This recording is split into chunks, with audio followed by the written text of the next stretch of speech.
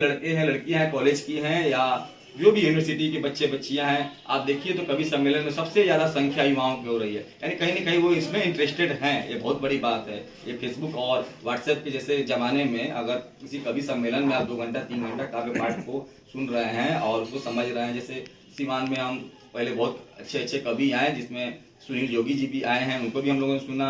सुरेंद्र शर्मा जी को सुना जो देश के सबसे मैंने सर्वश्रेष्ठ कवि में गिनती होती है, उनको भी हम लोगों ने सुना। इसके अलावा डॉक्टर कृति काले को भी सुना। मैंने कई कवियों को सुना। तो उसी तौर में हम इनकी भी तुलना कृति काले से कम नहीं मान रहे हैं, इनको नहीं आंक रहे हैं, क्योंकि ये हम लोग की ही जिला की है, नगर की वासी है मैडम। और कहीं ना कहीं देखा जाए तो महिला सशक्तिकरण के प्रतीक भी बनते जा रही हैं। ये तो स्वयं तो काव्य पाठ कर ही रही हैं, लेकिन देखिए पटना से, गया से, गोपालगंज से लोगों को अपने कवित्रियों को बुला रही हैं। ये भी बोल रही है कि मैं कवि सम्मेलन भी करा सकती हूँ और कवित्री सम्मेलन, दोनों पे ही एग्री हैं। और इनका नेक्स्ट प्लानिंग क्या है, इस पर भी बिहार कथा की टीम ने बात की, तो इन्होंने सीधे तौर पे ये बात बतलाया कि दीपक जी देखिए, हम लोग फिर से जनवरी से लेकर मार्च के बीच में एक कवि सम्मेलन फिर हम लोग करा रहे हैं। उसकी रूपरेखा खींची जा रही है दीपक जी, एक बात बिहार कथा को बतलाई है। अब उसका बैनर पहले क्या रहेगा मैडम उसके बारे में बतलाएंगे, ठीक है। लेकिन इसी कड़ी में हम आपको बताएं कि देखिए हमारे समाज के 2 स्तंभ है मैडम, एक तो यूथ है, दूसरा है महिला। महिला को बोला भी गया है अति में, ये अध्यात्म में, कि नारी को भगवान का सर्वोच्च कृति माना गया है, इससे बड़ी कोई कृति है ही नहीं। अध्यात्म में भी बोला गया है नारी को जननी के सम्मान दे, इसे खिलौना या वस्तु कुछ न समझे, यानी माँ का सम्मान उसको देना है। तो ये चीज को भी देखिए, तो इन दोनों के प्रति आपका क्या नजरिया, यूथ और नारी के प्रति?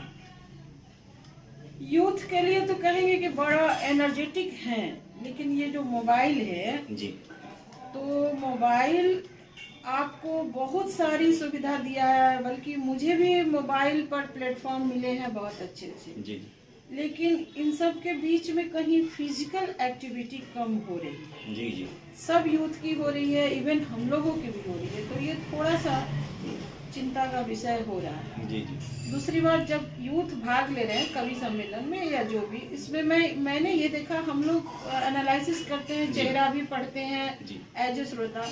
मेरे कार्यक्रम में भी काफी संख्या में यूथ आए थे, एक खास कॉलेज के बच्चे भी आए, जी जी, उन्होंने पूरा लुत्फ उठाया। जी, अब है कि वो डिस्क्राइब, जैसे कि वो कोई इंजीनियर, बड़े पैमाने पे तो इंजीनियर बन रहे हैं बच्चे, डॉक्टर बन रहे हैं, सभी फील्ड में जा रहे हैं, और उनको इतना काम है, इतना टफ काम है, इतना कंपटीशन है कि उनको फुर्सत ही नहीं है। कोई बात हो रही है, मैसेज हो रही है, कुछ भी हो रहा है, तो वो लोग सिर्फ स्माइली से, थंब से, मतलब डिस्क्राइब करने की जो क्षमता है उनके अंदर से कम होते जा रही है, और इससे कम्युनिकेशन कम हो रहा है। कम्युनिकेशन कम होने से रिलेशन खराब हो रहा है। बहुत बार होता है कि बात निकलती है, बात कही जाती है, बातों से समझाई जाती है। अब यूथ जब जाते हैं कवि सम्मेलन में या कहीं ऐसे जगह में, जब हम वर्णन कर रहे हैं, मान लीजिए कोई विरह का वर्णन कर रहा है या कोई प्रेम का कर रहा है, तो वो कोरिलेटेड महसूस कर रहे हैं। अगर कोई कवि जा रहा है और कहता है, कॉलेज में जा रहा है और वो ऐसी कोई चर्चा करता है कि हम कल अलग हो जाएंगे, हम तुम जुदा हो जाएंगे, तुम्हारी अपनी राहें होंगी, मेरी अपनी राहें, अब वो उस इमोशन को कोरिलेट करता है, तो लगता है कि उसने अपने शब्दों में वही कही जो मैं फील कर रहा हूँ, तो इसलिए यूथ पसंद कर रहे हैं। और आपका दूसरा सवाल क्या था, नारी शक्ति के रूप में? देखा तो आपको जो मैंने चीज बतलाया वही चीज मैडम भी बतला रही हैं कि यूथ इनके भी कवि सम्मेलन में बढ़ चढ़ के हिस्सा लिए।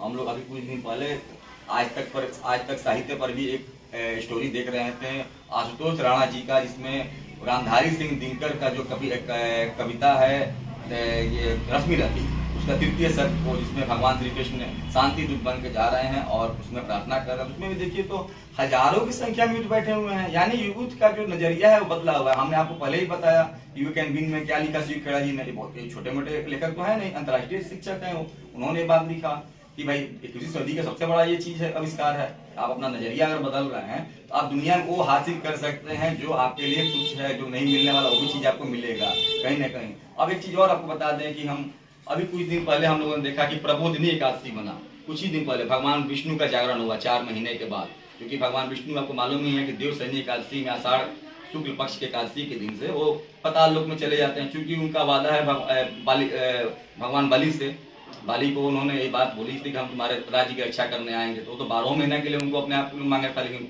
4 महीने के लिए उनको वादा दिया कि हम 4 महीने तुम्हारे राज्य में रहेंगे। तो 4 महीने के बाद योग निद्रा से जगे भगवान विष्णु, श्री हरि विष्णु। तो एकादशी तिथि को प्रबोधनी एकादशी को उन्होंने जागरण हुआ। प्रबोध का अर्थ ही होता है जागरण।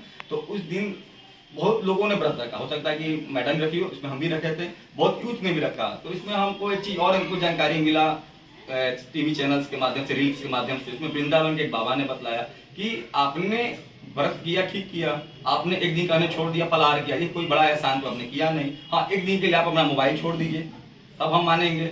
इस मोबाइल से दूरी बना ली। यही बात तो मैडम भी बता रही है कि मोबाइल कहीं ना कहीं आपको जो नॉलेज है वो नॉलेज को ज्यादा बढ़ाना लगेगा, आपको ऐसा जगह बरगला रहा है कि आपको डिस्टर्ब कर रहा है। तो हम एक चीज और पूछेंगे, जो महिलाओं के प्रति अपना नजरिया था वो कविता के माध्यम से आप बताएं। देखिए, महिलाओं के प्रति जब भी, अभी भी मैं जब मंच पे जाती हूँ, जितना भी जाती हूँ, ठीक है, तो एंकर, जो भी एंकर है, चाहे लेडीज हो या जेंट्स हो, एक मजाक की पंक्तियां थी पहले कि तेरे माथे पे आंचल बहुत खूब है, मगर तुम अगर इसका परचम बना लेती तो अच्छा था। जी जी। ये बरसों पहले कही गई थी, तब महिलाओं की स्थिति ये नहीं थी। आज जैसी है वैसी तब नहीं थी।